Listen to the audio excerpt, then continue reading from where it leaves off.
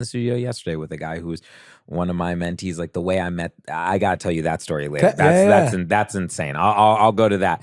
I'll tell that after. First one is I met my mentor.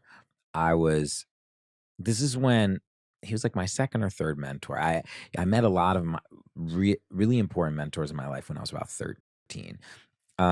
I was a musician. I was traveling for music at the time.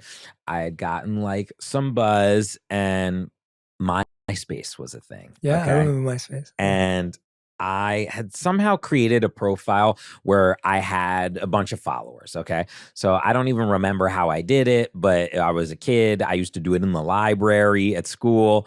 And there was this guy, he was a producer. I was obsessed with him. Messaged him, the equivalent of DM today. Yeah. And I remember messaging him, and I was like, "I love your stuff, blah blah blah," and then no response. And I was like, "Oh, I love you, like please, blah blah blah." No response. Then I saw like a few weeks later, he was advertising. He was like, "I have studio time available. It's like $500 or something." And I remember just being like, "Okay, the only way I'm going to meet this guy is if I get the studio time." So I say, "I'm interested in the studio time." He says, "Great. Come to New York and meet me here." He had no idea where I was. I drove to New York, and we drove like 4 hours to New York. I get to New York. I get in with him. The first thing I say is, I'm like, "I don't really need studio time. I just want to talk to you. Please, I'll do anything. I just want to work with you. I'll do whatever you say." But then he was just like, this was insane. He said, "I'm leaving this weekend. I need my studio booked the whole weekend. It's $850 for the 2 days. You need to book it. If you can book it, I'll let you work for me." Wow. I called every single person I know. I spent I had like a few $100. Then like I would like beg my friends for money. I had like knew a few rappers at the time that wanted studio time. And I like figured it out. And he was just like, he got back. I did it. Like I just did it in the nick of time. And he was just like, "All right, you can work. You start next week." And I would drive up every weekend from Virginia to work with him from when I was like 16, 17. And we created this bond, and it was like he was tough on me. It was like he was like not an easy guy. Like I remember like I walked in and I had a hard drive filled with all of my music, okay, everything I had been making. And he like took it, he listened to it, he ejected it, and then he threw it out the window. He threw my hard drive out the window, broke into a million pieces, no more hard drive. And he was like, "Not good enough, start again." And it was like, yeah, he What? was like super sensei. What? It was like Karate Kid. And I like hated him in the moments for it. But he taught me so many things that like I learned, and taught me things not to do as a mentor. And it was a really special time. And now I just want to jump to this. Okay. Yeah, please. Yeah, go So on. I love it. Let it flow. so I'm, this is, I don't know, almost 10 years ago now, maybe 8 years ago.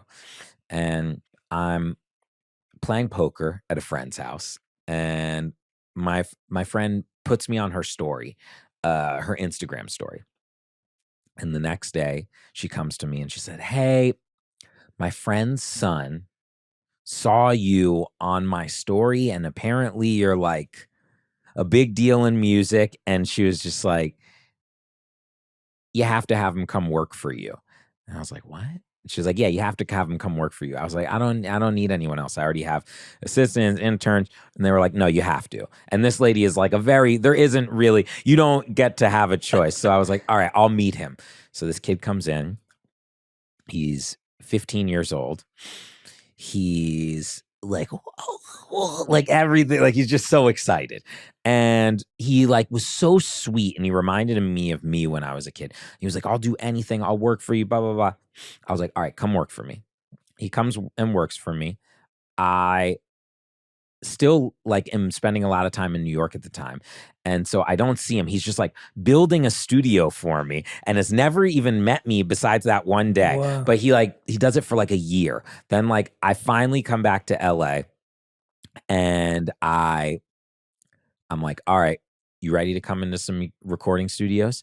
And he was like, "Yeah, yeah, yeah, yeah, yeah. I'm so excited." So like, first week, first 3 sessions, his first session is The Weeknd, his second section is Travis Scott, and like his third session was like Maroon 5. So it's like he's getting thrown into it. So I remember we're at the first session and I'm just like, be cool, blah, blah, blah. It's The Weeknd. And The Weeknd's in there and we're like all in a room and we're just like singing into microphones, like we're chilling. And he's like, I know his mind's blown. Weeknd's his favorite artist at the time. And I remember when no one's looking, he like sneaks a picture and he accidentally has his flash on. So it goes and it has the noise too. And so it was like, and when it did it, he went, and he threw his phone. and somehow The Weeknd didn't notice. And like I pulled him aside after and I'm like, dude, you can't do that. Blah, blah, blah. Fast forward, he's in high school. And I say, hey, I was in the middle of making Ed Sheeran's Divide album. And I was producing the whole thing. And I was like, I need some help on the road. If I talk to your school and get you off, will you come? And he was like, yeah, of course. Took him on the road for like 2 weeks. Mine was blown. Then, he starts going to NYU Clive Davis School of Music. And